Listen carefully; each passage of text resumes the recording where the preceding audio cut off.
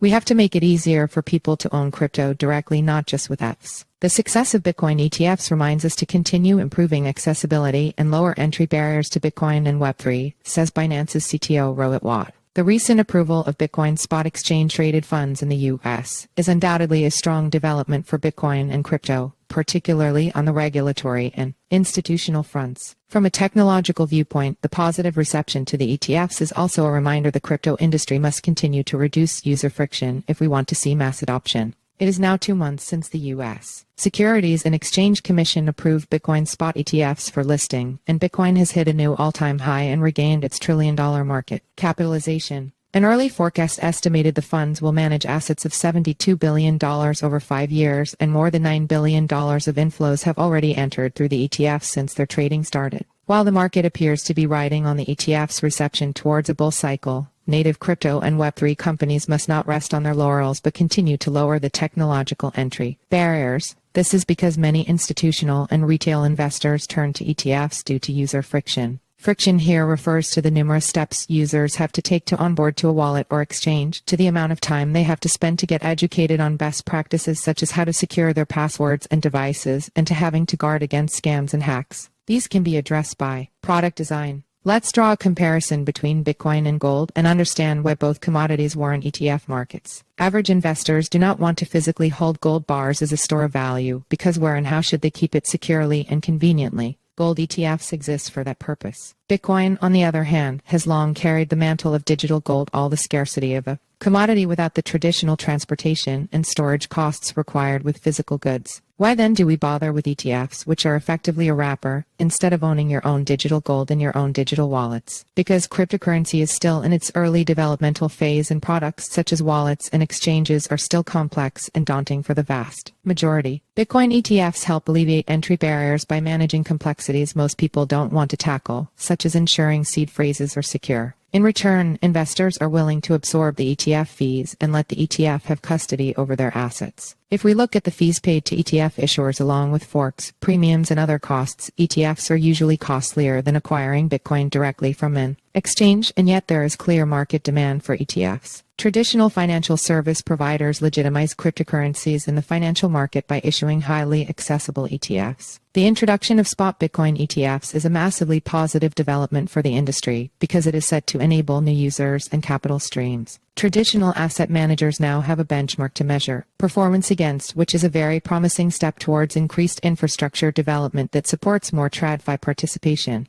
If we can remove friction in how users can access crypto, we certainly will increase adoption and enable more people to participate. Our common long-term goal should be to make crypto broadly accessible by equipping users with the knowledge and tools to directly access and manage their own crypto. We must build user-friendly, secure, and intuitive products that can make crypto more easily accessible for everyone.